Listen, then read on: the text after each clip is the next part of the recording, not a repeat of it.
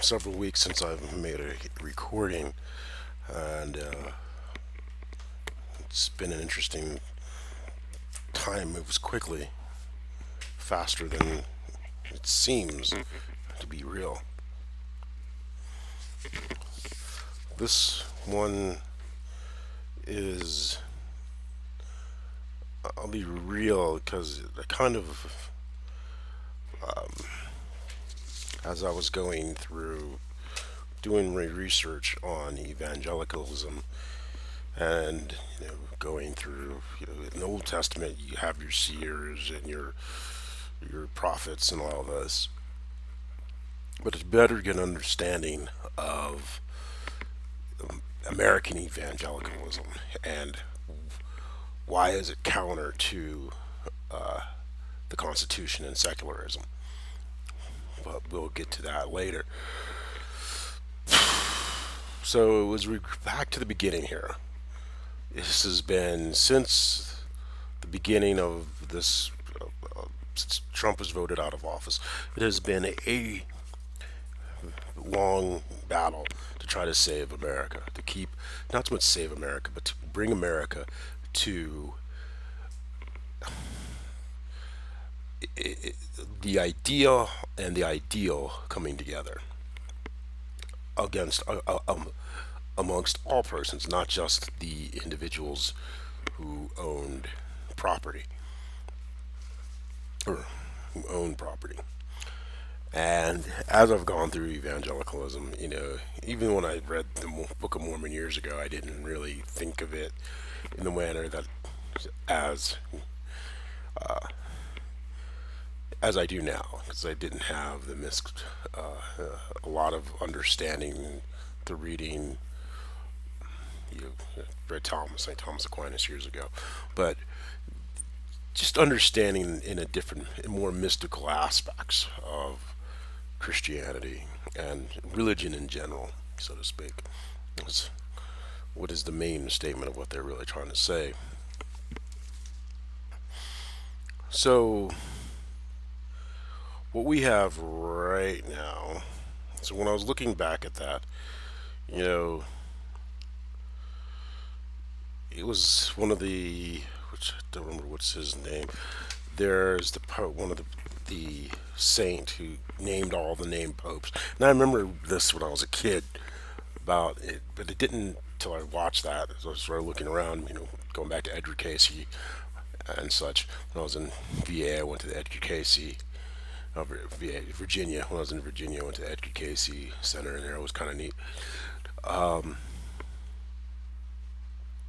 And it kind of shocked and startled me for a bit because, okay, we have the age of Aquarius. We're moving into the age of Aquarius, the new age of enlightenment, even more so as we move out of the Pisces, so to speak. Um, and in Edgar Casey's and some of these prophets, it was saying that the world's going to be completely, not so much wiped out, become a water world. And I thought, and America would be sunk under. And I thought to myself, at first I was, and then this is the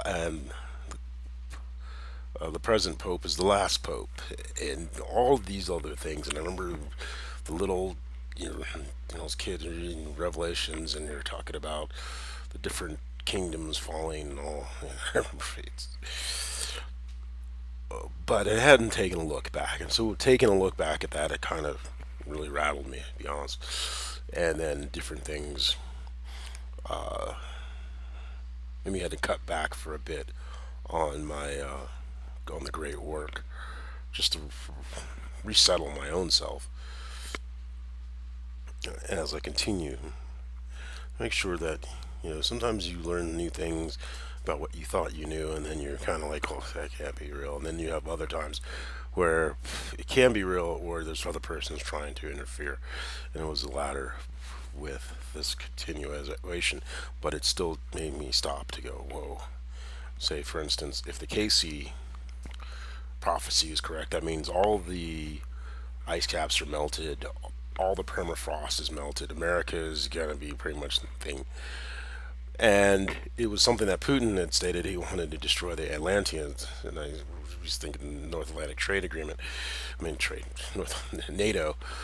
But he was thinking more existentially, a grander thing, just as Xi with his Chinese characteristics. Right now, I was watching where China is trying to divest itself of Western oil fields, and possible and hypothesis is that they're going to go pick up uh, those hard those pick up where Western companies left in Russia, and then probably the Western companies will just pick up where China left with their sunk costs. It'll be a swapping of sunk costs, especially essentially. And so we're we're looking at this because you're gonna have, because of this situation, we're gonna have a lot of these people going the end times and yeah, the end times and nah. Okay, so after I got over the shock of, well, maybe the world's going to turn into a just big blue marble, truly a blue marble, where there's not any land, I thought, okay, what would humanity do? How would we take advantage of that? How would we build underwater cities? What would we do instead of just being wiped out? Okay, it's enough to Mars, head to the moons, head to the. Oh, there's so many different options, but we'll see. So that was really kind of has had me kind of doing the shake a do, and then also reading about the Middle East and and then looking at Islam, both from a spiritual perspective, but also a humanistic perspective, and it's really it's to be honest with you, it's kind of difficult because it it's the same way of looking at evangelicalism. It's almost the exact same in many ways.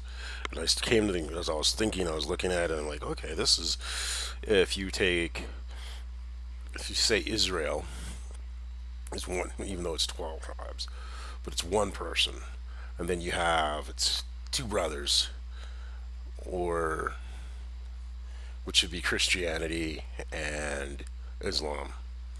And if you look at now, not the behavior, so to speak, but the true tenets, the original tenets, the tenets that were not changed. This is the tenets before.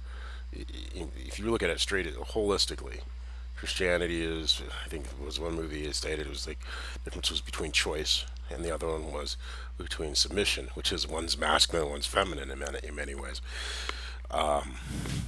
You say, well, submission means you're being masculine, you're telling everyone else is feminine, where the masculine, well, actually it's more about being feminine, and then where the masculine is respecting others and having the boundary.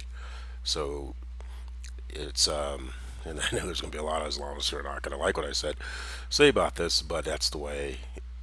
If you just look at it with what we know within the structural thinking of humanity at this present time, that's the way it looks.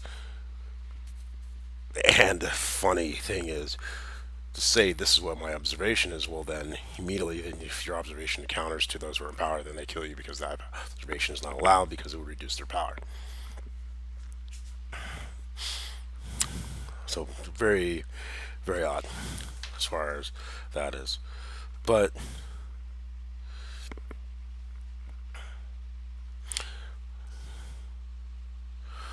where we are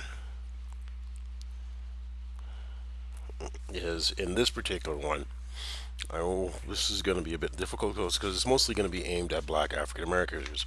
At present, we have a situation where if Black African American 400 years, 1619, and it did not just affect Black African American, actually it affected almost all of Americans, because unless you're a wealthy landowner, you've been affected by the 1619 decision because of the, was it the uprising that happened earlier in the earlier 1600s, because they didn't want to let sharecroppers and black people know that their plight was the same. So they created this two-tiered, three-tiered system, and you can see where I was having an argument with a individual on my Facebook page, and I just finally got tired of dealing with her. She's probably spinning in her head.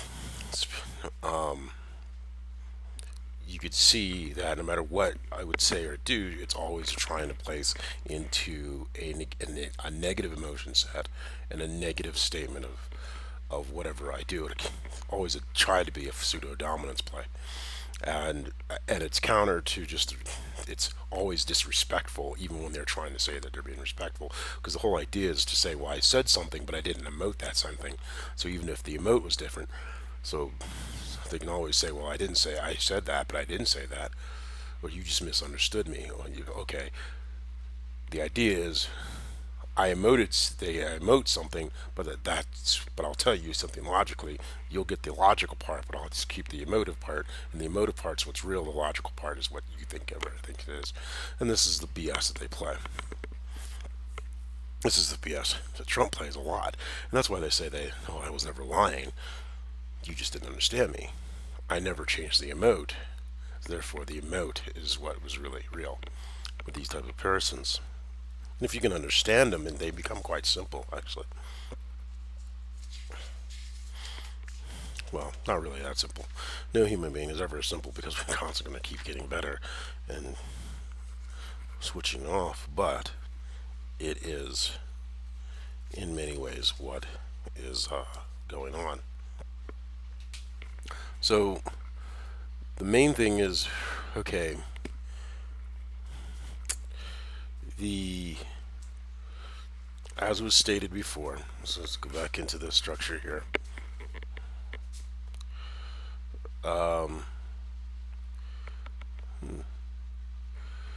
Edit, we'll take those.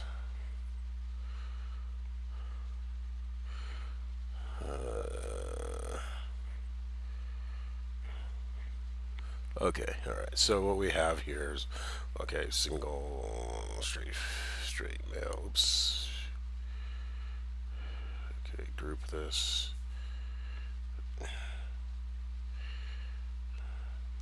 So we have straight female, straight male, but this is black, African American male, and Caucasian, even it's kind of yellow, whatever.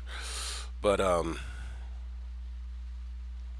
so what we do, what happens. This is everyone's singing Kumbaya, everyone's at the same level, blah blah blah. So these are your regular Caucasians, right? And then you have your worker, your middle people. These are basically your cops. These are basically what happens is the cops.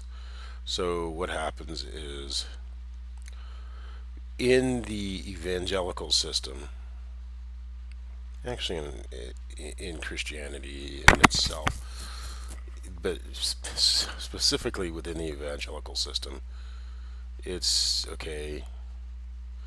They view modern woman as Lilith, so it would be masculine, feminine, and then everybody else. So it's the whole family thing.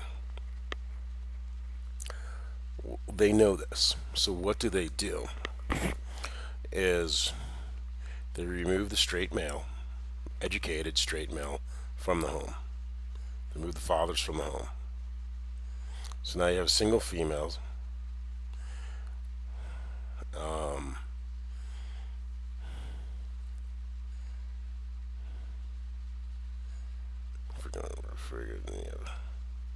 Thugs, single female.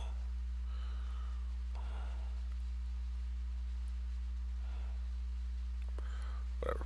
So what ends up happening is a single female.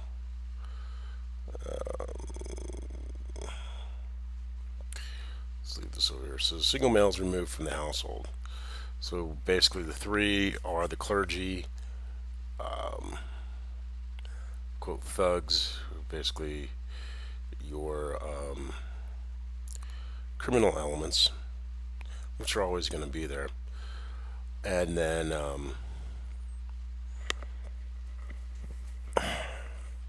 your gay men. And now you understand that in the African black community, homosexuality is not really looked upon very highly. And that's one of the things, especially amongst men. One group, I'm going to put this because I don't know what I freaking.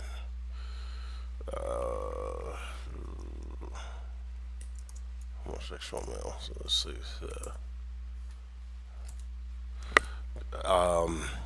And then you have, see, text.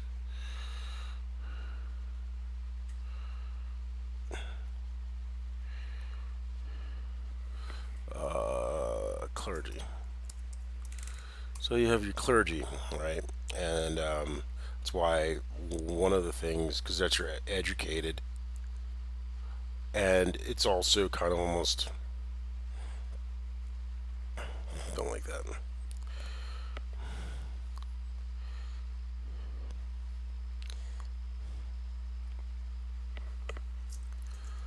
Okay, okay. And so the clergy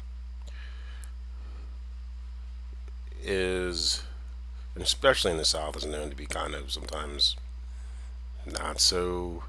Even in, we know it doesn't matter from your mega churches to whatever. That much power creates that much corruption. This is how it is. So what ends up happening is homosexual male becomes the oops,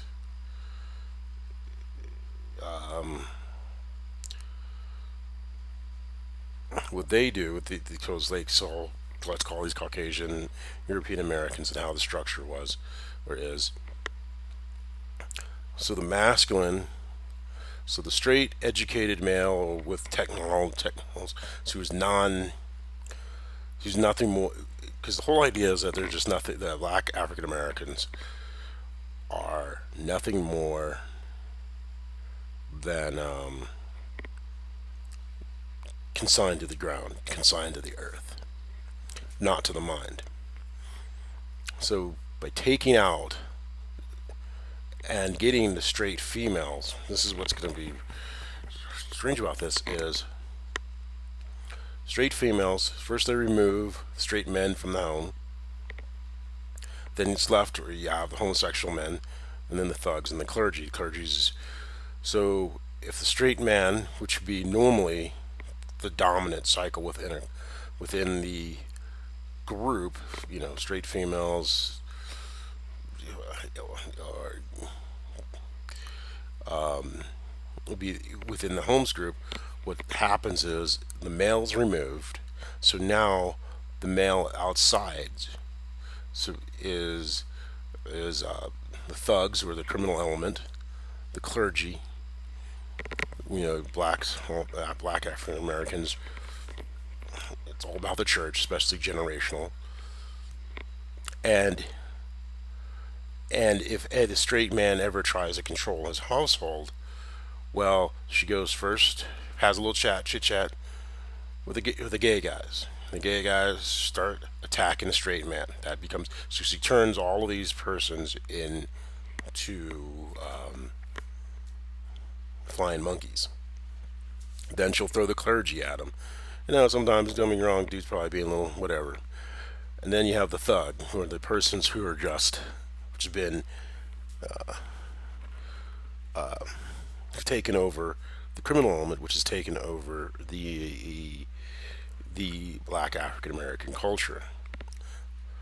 And it removes any ability for there to be other types of straight men. And especially for it to be educated and to be seen as head of the household, head of the culture, or, the high end of the culture. Within your Caucasian cultures, they know to look up to your church leaders, your business leaders. But in the African American community, if you have something culturally, they've over the generations been taught to tear each other down. And it's been done through this structure of removing the man, out of the home, turning the female into the dominance of the whole situation, which is a psychological castration of most men. Then all you have left are the dudes who go to jail, and then they take over the culture by, so the cops are useless because they work for, they don't, they're not there to protect, to serve and protect. The Supreme Court made that clear in '07 by saying that cops aren't there to serve and protect. They're there to uphold the law. That's why I state it's should state something. Well, each community said our cops are to serve and protect, and this is what we think a person serving and protecting should behave, and these are the values. And then if they're not starting with those values, then it gives each community the right to be able to hold their police officers accountable, because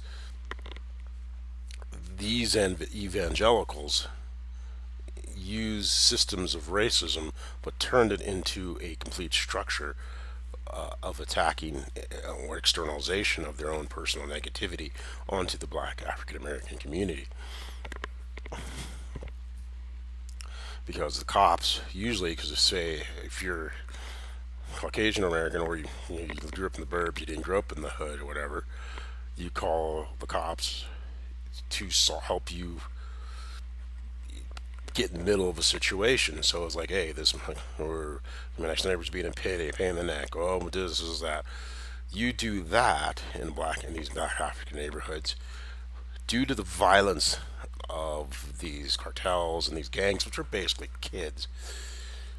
They have, and then the removal of a protective force. What it ends up doing is turns the police into basically guards of an open air prison, and that's how black African American communities are viewed, as open air prisons by Caucasian persons. But they did this on purpose. As I've stated, with the research, what we do know is that once voting rights came through, the evangelicals were all pissed off they couldn't be bigots and have their bigoted schools.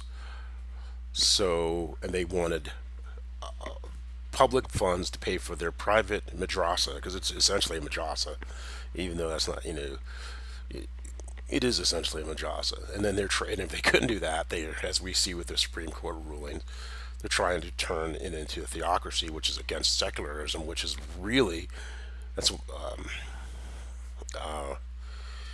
against the Constitution.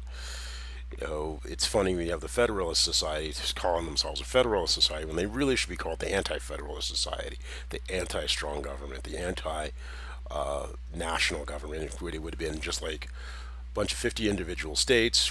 Each individual state does what it wants. There is a central unity.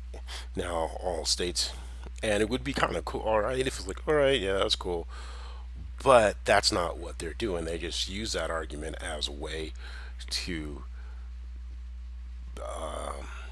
destroy civil rights, destroy people's rights. That's, as we're about to, as I'll go into a little bit farther here in a bit. Well, actually, let me go through it right now. As far as, right now, Roe versus Wade was struck down, but that goes to the 14th Amendment. The 14th Amendment basically says you have each individual, let's say basically, it gives you your right, or I say gives you, it guarantees the right, let's see here, I was looking at a helicopter,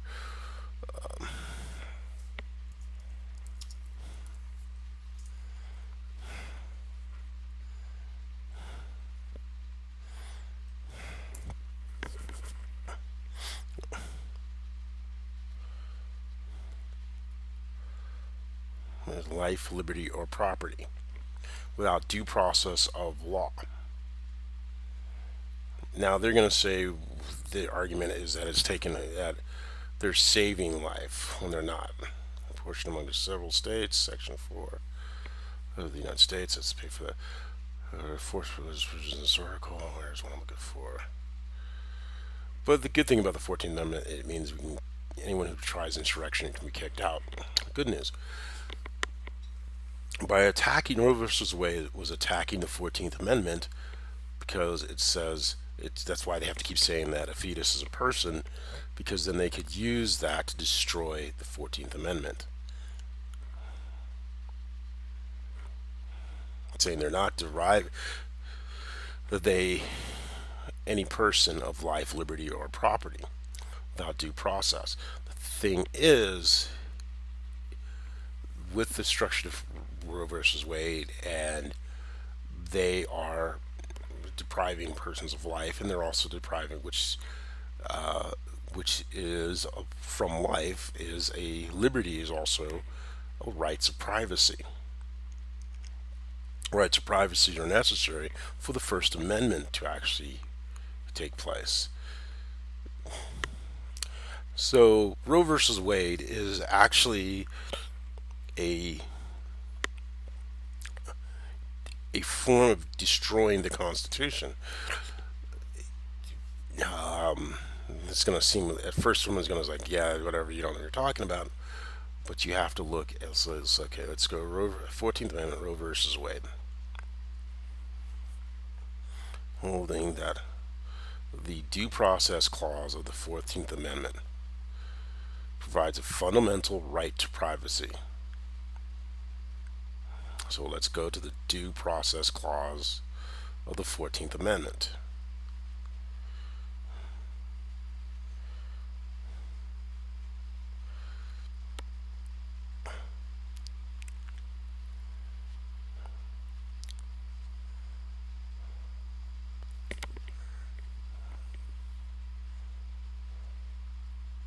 Fifth Amendment.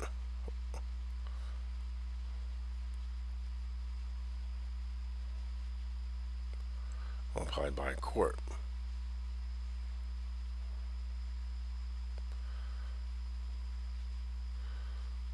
Bill of Rights.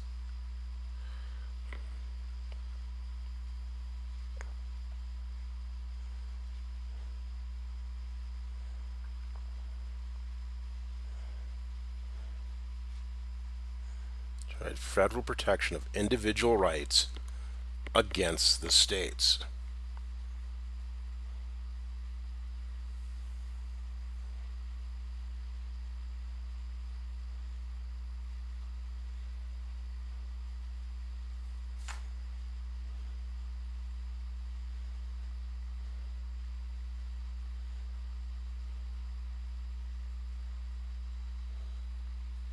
And so what they're saying is that they're splitting this 14th Amendment into pieces and destroying it. And then which then, because of stare decisis, then goes back and takes out the First Amendment and the Bill of Rights, essentially. And someone might say your logic might be faulty. It's a long chain. It's a very long chain, and it's also not a nominal. It's more of a set with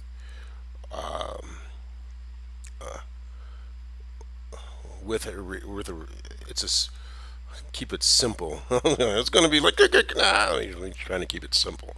It is it is a chain of if thens, of course, because we're going to get simple.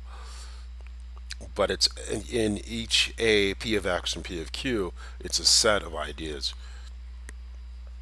And they're pulling in for all P of A, P of Q to be a P, for all P of Q, therefore it has to be P of Q, P of Q, then P of X, then Q of X.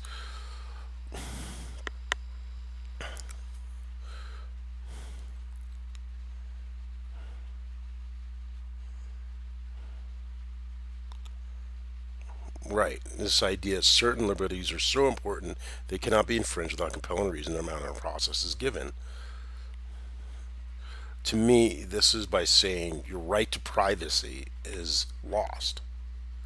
Well, right to privacy is necessary for business. And we have businesses. Romney is famous for trying to say corporations are people too. Well, no, they don't. They're not people. They're a collection of people and originally designed to do something of a public good and then disbanded. Now corporations can continue on almost into perpetuity. And the question is the public good. And then you can cynically say, well, I'm the public, therefore it is good. So that's basically shareholder versus shareholder and stakeholder value. But that's another whole pile of crazy worms. But the main thing about Roe versus Wade is it takes away the right to privacy. And that right to privacy, which is also held within the earlier part of the Constitution, when it states soldiers cannot be you cannot be forced because to do something of your cannot be provisioned on your property. But now we look at property as not just being physical property, but intellectual property. Privacy without the ability to have a private hearing, it also affects your First Amendment right to be able to petition the government, either as an individual and or as a group. Also, it affects those privacy rights as a business, because now if you don't have privacy, they will say, well, it's only about this woman, having an abortion. But when you look at these laws, they are so draconian, and then they outsource implementation and enforcement onto the populace. So basically, turning everyone into a private abortion police. It's ridiculous.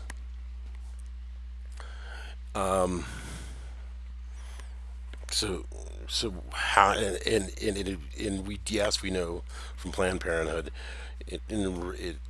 it's funny that one woman who was said who quote made a slip, but she didn't make a slip about Trump saving white babies. That's the other thing where you have these white nationalists. So you have white nationalists who are also closely aligned with Christian nationalists, all the thinking that a theofascist state that's purely Caucasoid will to be strong. Well, actually, it will make us be weak because it means these countries will no longer be able to trust us. Or they'll be able to trust us to know that we're going to, yeah, well, I already know that we're probably going to try to screw you over, but even more so by race, not by uh, um, not by integrity of self.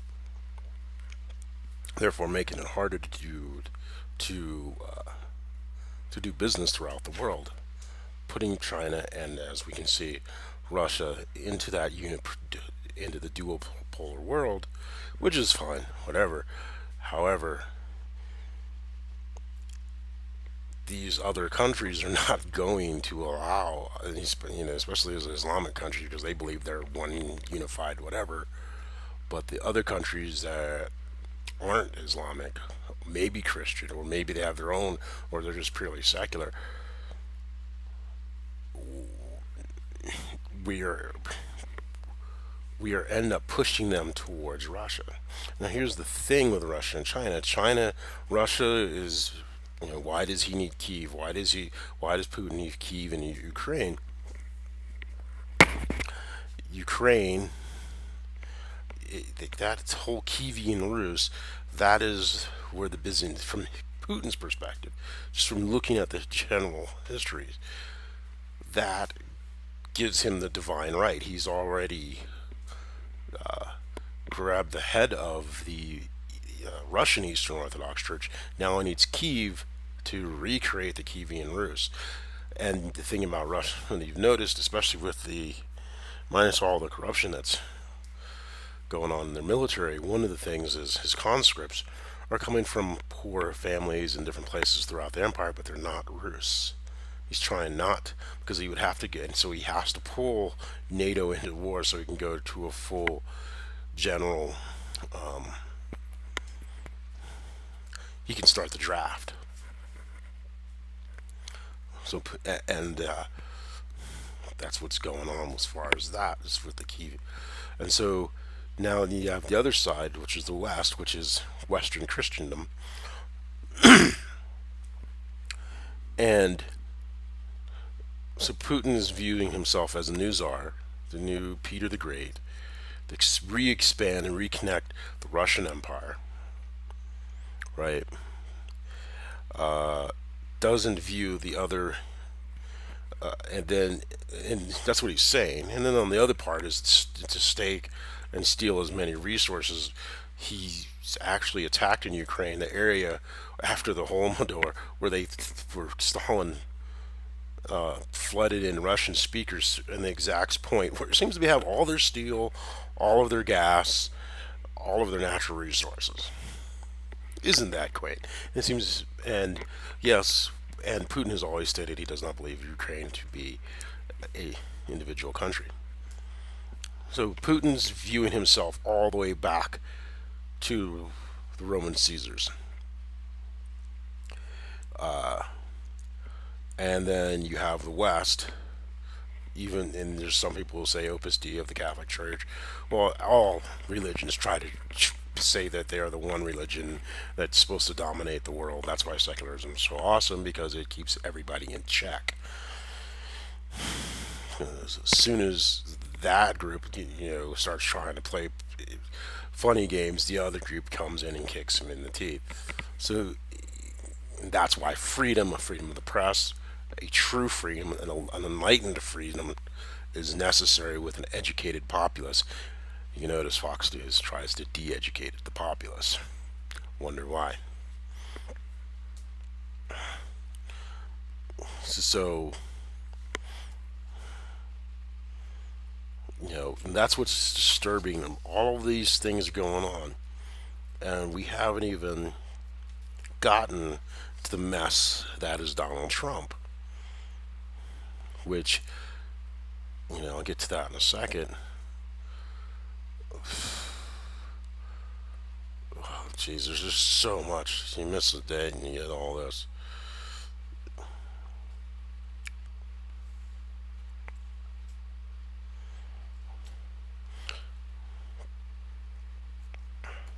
Well, we're going to continue. Because one of the things that created, I've stated before, is Donald Trump's.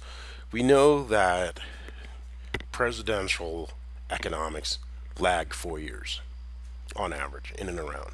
So the first 4 years, you're dealing with the guy before you. So Trump's great economy was actually Obama's. Then the 4 years afterwards, that's when you get to live your economy. Right now, we're in Trump's economy. It's hyperinflation. Because, as I stated before, Trump, there's something, let's see here, let me explain it. Easiest way to explain it is, let's see, okay. Maybe here. Alright, we're going to create a second one. Duplicate. Alright, so right now, let's say, let's move you over here for a second.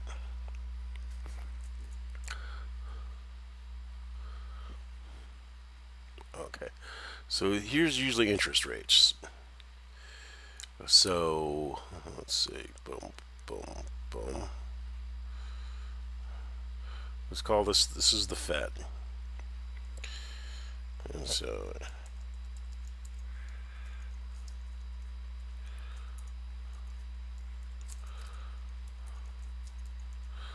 interest rates. All right, we got interest rates. We got QE, quantitative. This is just a fancy way of saying we'll buy corporate bonds. That's all that is. So instead of going to interest rates, is go to the banks. QE means the Fed buys corporate debt. In other words, say for instance you need to go out, you need to buy a new house. Instead of going to the bank and they're saying if you're working, you simply go, you know what, I got this debt. My output is this. Because essentially when you go get a loan, you're selling your future production for a set of cash flows, coupons, per se. So you're saying my cash flow is, say, whatever you make 50 grand a year. Okay, that's your cash flows for the year. So with that cash flow you'd have, and you have that means you can put out this much in cash flows. So your capital value is $50,000 per year, and your monthly cash flows by the say 48,000. Just to keep it easy, $4,000 per month. That's your monthly cash flow. So you can get you could you can sell your future production for a loan to get capital now, large capital now. And so that's what you go into the banks. Interest rates are higher, or whatever. But over the last decade, ever since 2008, corporations don't have to go to the banks. What they do is they go directly to the Fed. They create a note, and the Fed buys up that note. And then, whether they're solvent or not, they keep going. They're the business keeps going, as opposed to virtuous destruction through new ideas. Okay. Let's see. Gov spending.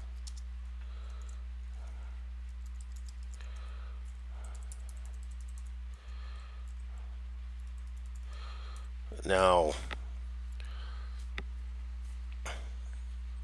here's the thing: normal government spendings, and as they say, entitlements. These entitlements are things that people pay into.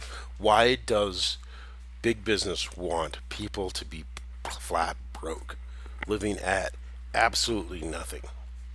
Keeps wages down. That's why they're attacking unions and things like that, and that's a bunch of BS. It's waste. It weakens us because it does not create dynamic destruction and construction in through the marketplace. So what it does is it freezes the marketplace to a few players, and then they in turn don't have any competition, and it destroys everything. It is the competition that makes the market vibrant. So they basically scrim the market. So you have normal government spending, and that's military, then EPA, and things like that. Those are the things that we as a society have said this is how we want our country to look, not just a bunch of greedy robber barons screwing up and blowing up everything. One of the things that happened, I want you to see this curve here. This curve.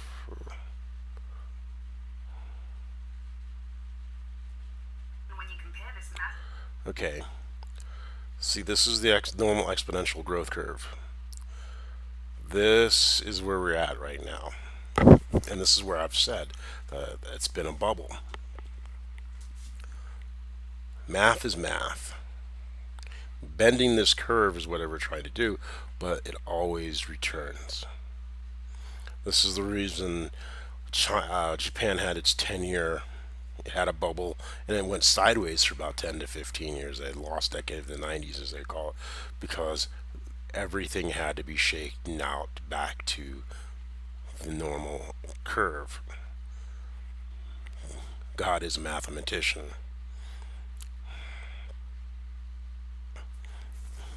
So and the reason I wanted to show this is this curve. This is very important. Is every time in 2018, this was like Obama. Say what you want, but this, and the whole idea was they were supposed to start letting off the quantitative easing, quit buying up these bonds, let the market do its thing. You hear the same thing from business persons. What they're really saying is, no, we don't want the market to do this thing. We need you to keep buying up our bonds so that way we can still pump up the markets, overinflate the markets. And so they overinflate the markets, ridiculously overinflate the markets. Anytime that in 28, see, was it 2016? So 2016 is about right around here. And they were supposed to start deleveraging the capital. It's quit because right now all the money that the Fed's pushing out is not going to average everyday Main Street. It's going strictly. This is all going to corporate bonds, and then they can buy back because up until 1982, companies were not able to buy back their own stock, which I think is pure BS. Personally, you shouldn't be able to buy if you have capital. Okay, buying 10% back of your of which is maybe 20% max. With say for instance a company got capital in, so that's and it's not paying a dividend. Okay, you take your 10-20%, you buy it, you buy back, but that's the max. The rest of it has to go back into the company or sent out to the investors and shareholders as pure cash in their pocket as a dividend. But they don't want to do dividends because once they do dividends, it means they have to continuously do dividends. But they're also not taking any cash and putting it back into the business to, or if they do, they think all they can do is go out and buy another company, or as opposed to any developing any R&D, any types of research that advances the company and it advances society. What that's going on now is just cash. All of this money that's being printed is being pumped into a few of these families' pockets. And the danger is once those families have enough money, they will think they own everything, that they will determine everything. What you see with Trump, who wants so badly to be old money, he's so, as Lapham of who was a Yale person stated, it made it very clear that Trump is unabashedly new money and unabashedly wants to be part of that old money type thinking, but he does not realize it has nothing to do with money. It has everything to do with, I mean, they're just as much assholes. Let me get real, I'm just as much of an asshole. But I shouldn't say it like that, but they're just as greedy and power hungry. That's just the thing about power. When you have power, you want more power. That's because you think you can control everything when in reality one can't. But you can place when you do have this power. That's why we remove power from our executive because it is so much power. And anyways, as I digressed. So anytime the Fed would try to pull off the QE, the stock market would start to tank because they're just getting used to all this fake money, all this fake to being held up. So instead of just letting the stock market tank, because and the other thing is to make that, this is what they did. So what they did is, okay, this QE kept the stock market prices up. And they dropped interest rates down to zero, so they're not borrowing from the Fed, from the banks, but they were, pumping and dumping their stock because they can keep their stock going by just borrowing and constantly keep outrunning the borrowing. Now, what's going on is interest rates are going up. The Fed's going to have to quit buying all these bonds, right? Or they might continue to buy more bonds as well as pump up and hold up these. So if the bonds are bought here, the company sets how much they're going to pay back. Here, with interest rates, the bank sets how much they're going to pay back, right? And then you have the other thing is normal government spending. But all of this QE and interest rates is just going straight into the stock market. None of that's going to the average individual person. Now, we had the Build Back Better, which was a great idea personally. And I say it's great because big business absolutely hated it. Because what it did is it gave small individual the greatest thing is it did, it was supposed to do, was split, and that's where Manchin and his BS split it up, and he split it up to where only the part, just the hard infrastructure, as it was called, the roads. Basically, these are companies that are almost all owned by Europe Caucasian men. And these are businesses that are passed from one generation to the next. They make it very difficult. I was in Florida, for instance, for me to get a GC license, which is still very racist. It's still, up in the licensure. If you look at the law as far as becoming a general contractor in Florida, they originally said it was all because these people came down and they were saying that they can help people fix their houses and stuff after a hurricane. But realistically, when you change the law, what it did is it made sure it only it made it a legal good old boys network. So you couldn't just go in, pass your GC test and stuff like that. You have to have worked with some dude, or you got to do this. And while those things are nice and necessary, it does not allow, because of all the corruption from the South and all of the bigotry that is known for the South in its structures. You can see that within Jack Kemp in Georgia. He's just an angry Caucasian dude. He's just pure anger. If you just look at his eyes, he's always angry. But he goes to church, thumps that Bible. And these are the things that these are the things that they make it difficult for the average person. Smart dude, say a smart dude comes up with an idea, goes, takes his test, learns, studies. They make it difficult for an individual to go to do these things. So the Build Back, and Manchin knew that. Because the other part of the Build Back Better, as remembered, was a human infrastructure. This was education, clean water, food, early pre-K, all the things that are necessary for to build a better society. But the thing is, what they immediately didn't want that, because I would go, as Member Manchin said, oh, niggers are coming for your money, which is a bunch of BS. Because in the 21st century, we need to be competitive both with our minds and our bodies. And if you have African, and in many ways, I guess, if Black African Americans, and actually, and they make it say it's just black targeted African Americans, but they're actually targeting European Americans, because if they can lower the floor with black African Americans, they can lower the floor with European Americans, and you'll be able to say, oh, I'll take this as long as I'm kicking down. When you're really getting screwed, you're not paying attention. They're not paying attention. It's really picking their pockets. So we know that we need to be retooled. We know that technology is coming barreling down the train tracks, and we're just standing there going, whatever, dude.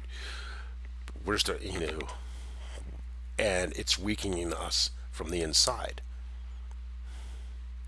And when Manchin and Sinema and their handlers cut off the human infrastructure part of the Build Back Better, what they were doing, and then when Romney tried to cut off anybody who wasn't a certain type of investor from investing on the way down, which was, even if they are qualified, I mean, since 1912 or whatever, since the Great Depression, the SEC rules, all of a sudden they wanted to tighten the SEC rules as they were trying to keep everybody else as they're tanking the economy. Because that is what Trump's goal is, to tank the economy, make a mess, and then say, I alone can fix it. He's already gone through that. He's practicing, prepping everyone for that situation. So the Build Back Better, so let's go back into capital, private, and that's why they're trying to kill voting rights, kill, the infrastructure, physical. What does it need to be competitive? They don't want any of this, and that tells you something. Because that goes into education, that goes into humanistic, human infrastructure, broadband, electrical infrastructure, affordable housing. These are things that lower anxiety and actually increase efficiency. But they don't want efficiency. They want people fearful. They want people scared. They want people to be so, their amygdala is so hammered, they'll take any little scrap. But as long as you play the game of poking, pushing downwards to the other. And meanwhile, that is exactly what Russia is playing us against. They're playing us against ourselves, so we actually destroy our own system. And so far, they're doing a good job because Trump, through Fox News, they've been trained not to even listen to the other person. And even if you're listening, they're screaming and yelling, and it's like, I don't want to talk to you because you're being so toxic, and you can only deal with their toxicity for so much. And in Romney's July 4th statement, he was talking about immigration and what's another one, was he Atlantic?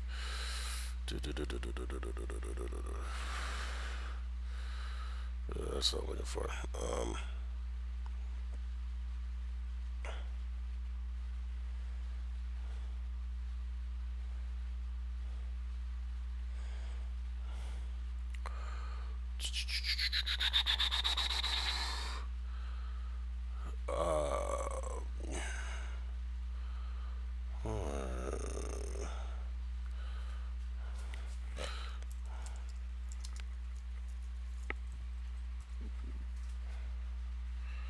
And he's correct. America is in a denial, but see, cosmic threats. Yeah,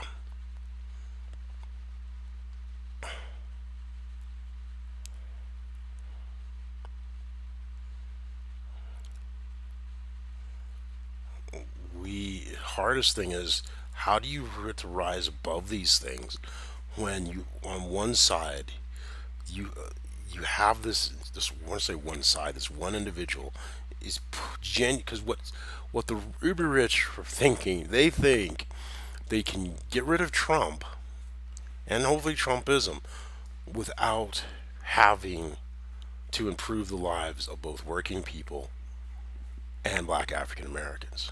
That's not going to happen. They screwed the pooch. It's not going to happen. They've been slowly working with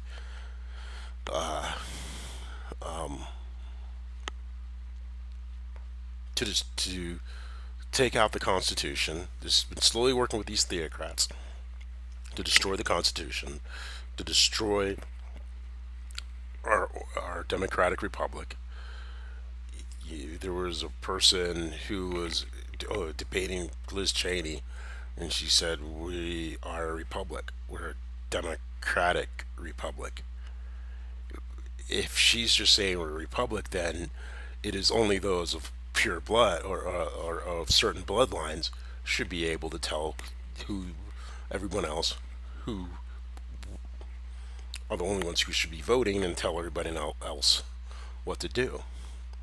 And so by that target or statement, then yeah, it's in my better interest to be just a republic like that, because then I don't have to worry, because it's only going to be a few persons. Everyone else's vote doesn't matter, and then every Caucasian person is going to go, but you're, and I go, remember, and you want to go to that type of system, that's what happens.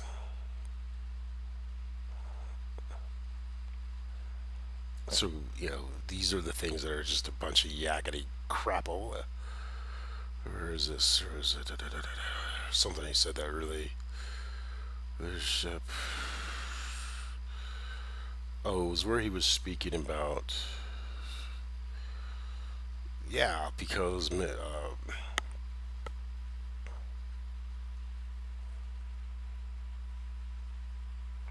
right things, left his problem for ignoring and the national debt. Well, here's the thing: that one kind of irked me because the Republican Party since Reagan has not been about to talk about the national debt, but yet it's known that this is that running up the national debt when they have in power, so that way they can Democrats can't do anything for social spending or helping the average everyday person, and the average person gets pissed. Then they give the working European American platitudes and anger, and then they keep lowering the taxes and basically lowering the nation's cash flows, and then dumping everything onto the working person. And then the working person is like, my wages aren't going up. I'm trying to do these things. I'm trying to pay into these things. And then they go, oh, well, if you hadn't have to pay in, you get more in a paycheck. No, that has nothing to do with it. What they're doing is they keep cutting you on, cutting your knee, cutting you off your knees, lowering your wages, lowering, and it's not so much about lowering wages. It's like, okay, we're going to lower your wages, but you're also not going to get a good participation in the profitability of of the business, especially if it's a public. If it's a private business, but if but a public corporation set the floor.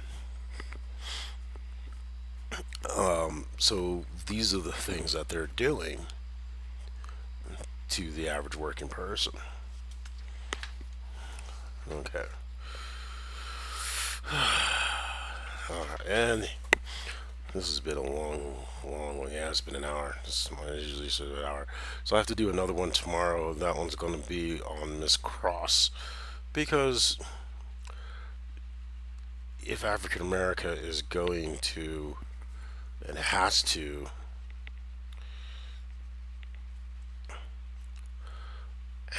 be done,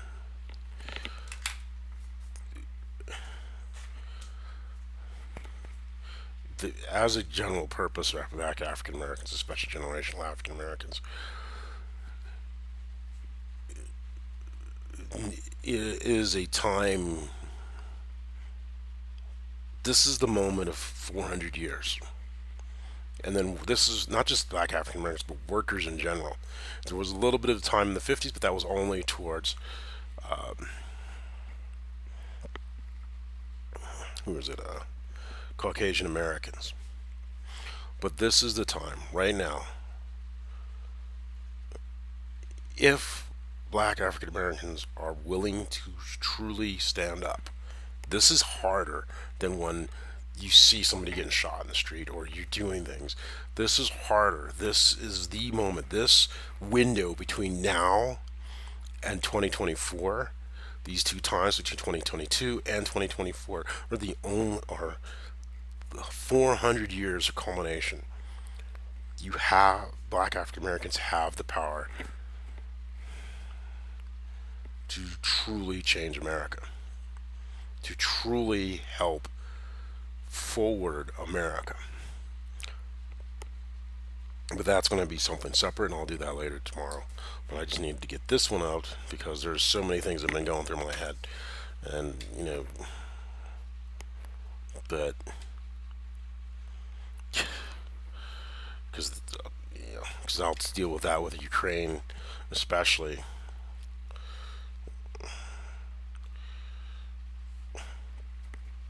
Because right now, I'll leave it on this, because also the Highland Park shooting. There's so many things that are going on, but I'll leave it as for this on Ukraine, and I'll come back to it tomorrow. Is right now they had a setback in Luhansk and the Donetsk region. Well, actually, it wasn't a setback. They didn't lose too many fighters, but it is an opportunity. It's a much bigger opportunity, and from what I've read, listened to, that looks like they wanted to be September and August before they do their counterattack. But we're gonna wait. Before I get back into that for tomorrow, since it's been an hour apparently, and an hour's about as far as I should go on these. But know this,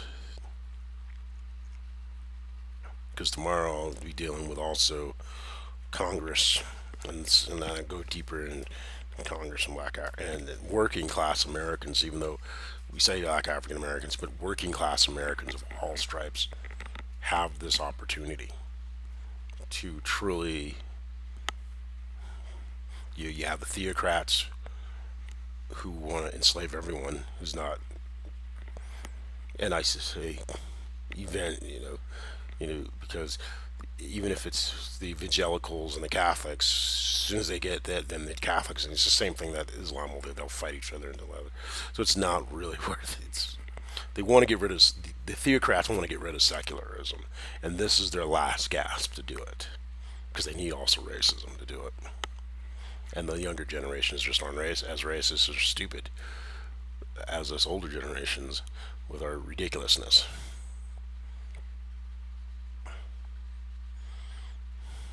So the